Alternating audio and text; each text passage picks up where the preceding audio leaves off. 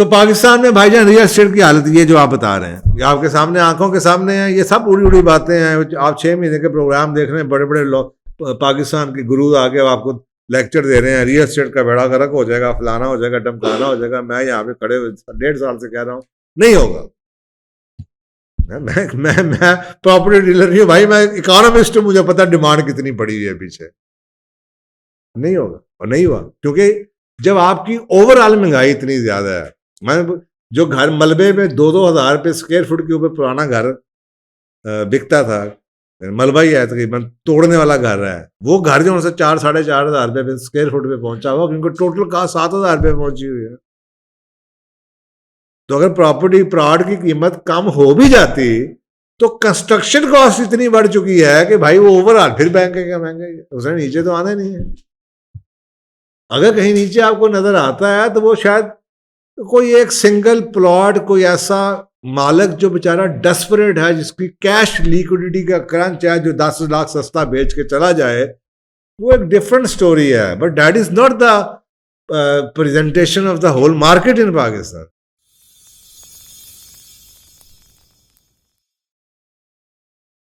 Cash in the long run is trash.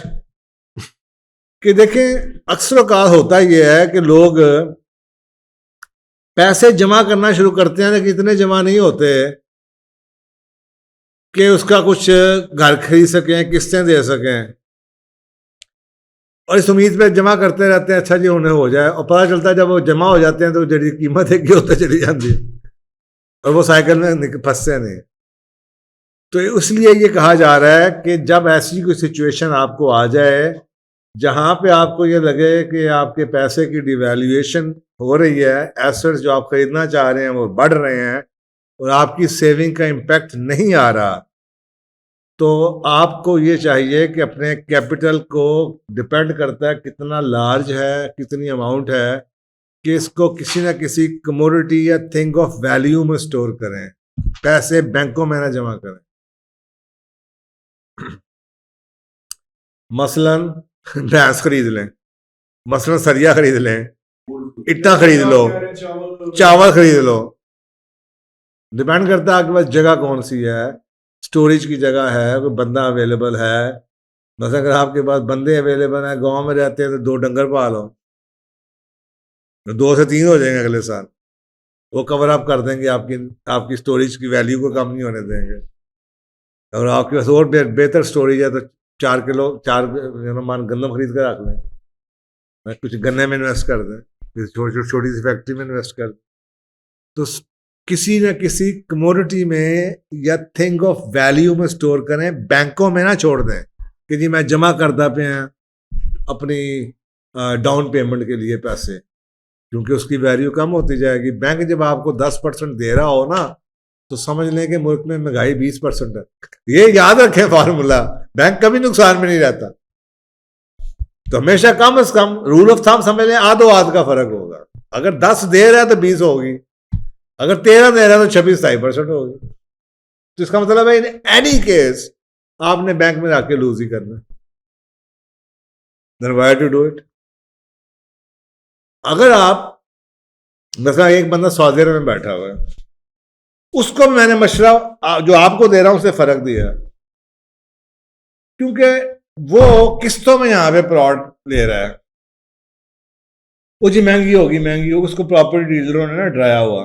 मैंने उसको ये कहा है, खुदा के वास्ते, ये तो उनके लिए है जो बेचारे पाकिस्तान में बैठे हुए हैं, जिनके पैसा डिवैल्यू हो रहा है। तुम्हारे पास तो पैसा दरमों में या रियालों में है। तुम्हें किसने कहा है कि तुम किस्तों वाले प्लॉट लो? तुम 8 महीने 6 महीने जमा करो, बिकॉज द मनी जो तुम्हारे पास है वो तो ऑलरेडी स्टोर ऑफ वैल्यू है, वो तो नीचे जा नहीं रहा। तो तुम्हारे पास जब पूरा आ जाएगा, you will able to make a better deal cash पे। तो इसलिए ये रूल ऑफ थंब, पाकिस्तान में आए तो आप कुछ और है, बाहर है तो कुछ और है। उनको मैं ये मशवरा नहीं दूंगा, उन्हें कहूंगा जमा कर लो, रोक लो पैसे, बैंक में पड़े रहने दो, डॉलर में पड़े हैं, पाउंड में पड़े हैं, पड़े रहने दो, क्योंकि उनका अल्टीमेटली जो यहां पे है वो कवर अप हो जाएगा उसकी वैल्यू की वजह से। ओके। पाकिस्तान में अगर आप देखें तो आपको एग्जांपल्स नजर आएंगी, जो बड़े बड़े टाइकून्स हैं जिन्होंने कमाया है वो रियल एस्टेट में कमाया है। आपको बाहर ज्यादातर स्टॉक के पाकिस्तान में सक्सेस स्टोरीज नजर नहीं आती हैं, लेकिन हम क्योंकि पढ़ के गोरों की किताबें आते हैं, अली बे सानू आप आंदी कोई नहीं, और हम हर बंदा राती बह के वीडियो बनानी शुरू कर देता। तो दुनिया में ऐसा ही होता है कि लॉन्ग रन में स्टॉक वैल्यू बढ़ती है रियल एस्टेट से। पाकिस्तान में सिचुएशन फर्क है। पाकिस्तान में लोगों ने रियल एस्टेट से फॉर्च्यून बनाई है।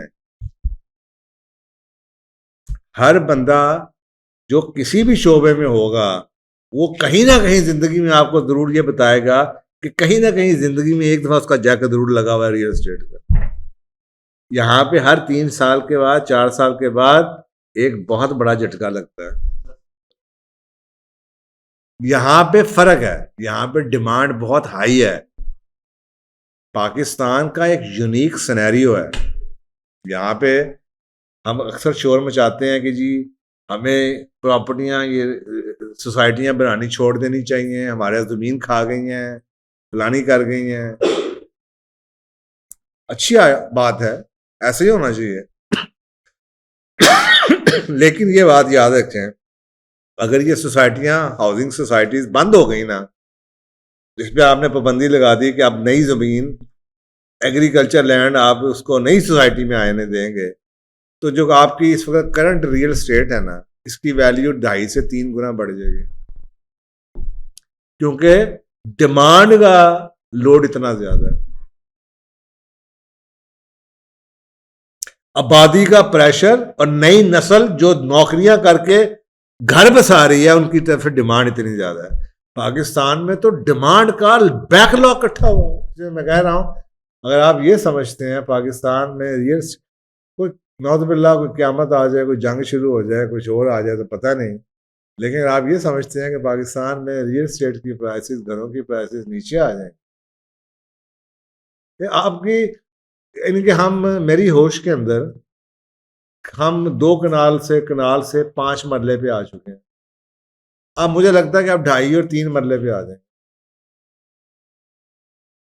यानी कि जो आज से 4 साल पहले आप 10 मरले का घर ले सकते थे, आज वो 5 का लेंगे, और आज से 2 साल बाद जो लेंगे वो 2.5 का लेंगे।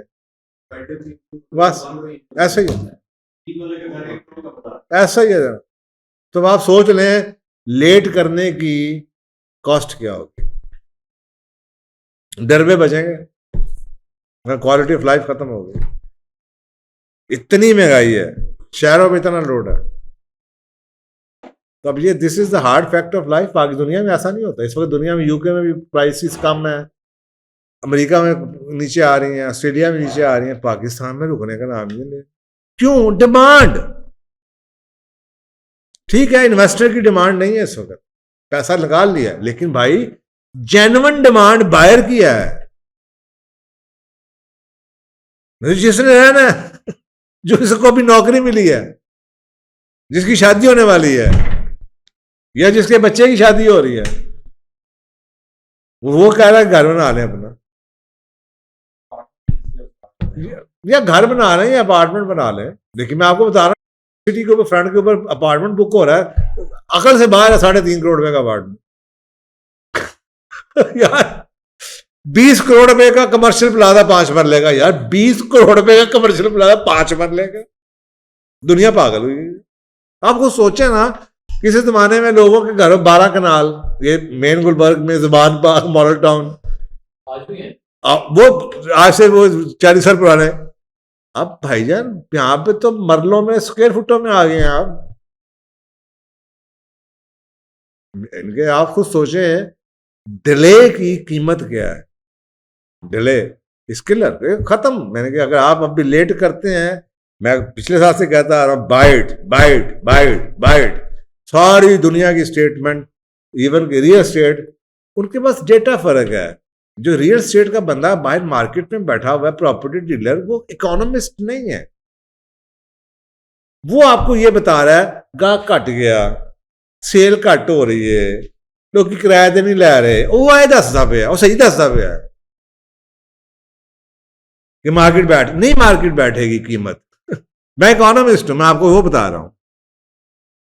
जो डिमांड को आप देखें क्या है, देखें जो फाइलें थी ना, अब फाइलें भी नहीं कहना चाहिए, एक बिजनेस होता है रियल एस्टेट का जो इन्वेस्टमेंट का बिजनेस होता है, वो टाइम होता है कि सुबह दोपहर शाम प्लॉट की कीमत बढ़ रही होती है, और वो हवाई बढ़ रही होती है, वो बबल होता है, वो असल कीमत नहीं होती, बबल होता है, क्योंकि सोसाइटी पता नहीं बननी है कि नहीं बननी। सट्टा, तो वो जो सट्टे की मार्केट है ना, वो आती है बाहर के पैसा इन्वेस्टर क्या, वो जब हालात खराब हुए हैं 2020 में, वो पैसा निकल गया, यहां से निकल गया। अच्छा, उसकी वजह से वो इन्वेस्टमेंट थी वो नीचे आई है, फाइलें नीचे आ गई, वो सोसाइटियां जहां पे डेवलपमेंट नहीं हुई नीचे आ गई, उनका फ्यूचर ही कोई पता नहीं बननी है कि नहीं बननी। अब आ जाए डेवलप्ड सोसाइटीज की तरफ, क्या डिफेंस में कीमतें कम हुई हैं? बेक सिटी में कम हुई है, बढ़ी है, मॉडल टाउन में कम हुई है, बैरी ऑर्चर्ड में कम हुई है, और ढाई नहीं हुई, बड़ी हैं। क्यों बड़ी हैं? क्योंकि घर कोई खरीदेगा नहीं, इन्वेस्टर नहीं खरीदेगा, घर उसको चाहिए जो जेन्युइन बायर है। जो जेन्युइन बायर है उसको ये पता है कि महीने के बाद मुझे घर इतने का नहीं मिल रहा, ले लो यार, ले लो। तो पाकिस्तान में भाईजान रियल एस्टेट की हालत ये जो आप बता रहे हैं, ये आपके सामने आंखों के सामने है, ये सब उड़ी उड़ी बातें हैं। आप 6 महीने के प्रोग्राम देख रहे हैं, बड़े बड़े लोग पाकिस्तान के गुरु आके आपको लेक्चर दे रहे हैं, रियल एस्टेट का बेड़ा गर्क हो जाएगा, फलाना हो जाएगा, टमकाना हो जाएगा। मैं यहाँ पे खड़े 1.5 साल से कह रहा हूँ नहीं होगा। मैं प्रॉपर्टी डीलर नहीं हूँ भाई, मैं इकोनॉमिस्ट हूँ, मुझे पता डिमांड कितनी पड़ी हुई है पीछे। नहीं होगा, और नहीं हुआ, क्योंकि जब आपकी ओवरऑल महंगाई इतनी ज्यादा है। मैं जो घर मलबे में 2-2 हज़ार रुपये स्क्वायर फुट के ऊपर पुराना घर बिकता था, मलबा ही है तकरीबन, तोड़ने वाला घर है, वो घर जो उनसे 4-4.5 हज़ार रुपये स्क्वायर फुट पे पहुंचा हुआ, क्योंकि टोटल कहा 7 हज़ार रुपये पहुंची हुई है। तो अगर प्रॉपर्टी प्लॉट की कीमत कम हो भी जाती तो कंस्ट्रक्शन कॉस्ट इतनी बढ़ चुकी है कि भाई वो ओवरऑल फिर बैंक है क्या महंगे, उसने नीचे तो आना नहीं है। अगर कहीं नीचे आपको नजर आता है तो वो शायद कोई एक सिंगल प्लॉट, कोई ऐसा मालिक जो बेचारा डेस्परेट है, जिसकी कैश लिक्विडिटी का क्रंच है, जो 10 लाख सस्ता बेच के चला जाए, वो एक डिफरेंट स्टोरी है। But that is not the presentation of the whole market in Pakistan. Market is वही जो बंदा होल्ड कर सकता है, वो कहता है प्यार रहने दो, बिके ना बिके, आज 2 करोड़ का है, कल आओगे 2.25 जाएगा, ना बिके ना पड़े, कीमत बढ़ गई, गाहक हो या ना हो, कीमत बढ़ गई है। अब आप कहेंगे आपको 2 करोड़ का देगा, नहीं देगा, 2.25 करोड़ का ही है।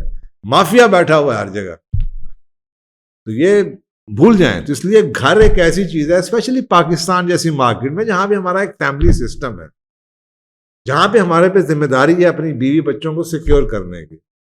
आप उन्हें नहीं छोड़ सकते, सारी जिंदगी आप कमाते थोड़ी रहेंगे कि आपको इनकम आती रहेगी मंथली, आप किराया पे करते रहे।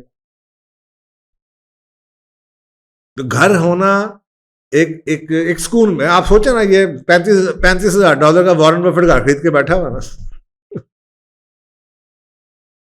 तो आपको लगेगा कि यार they will always have a house.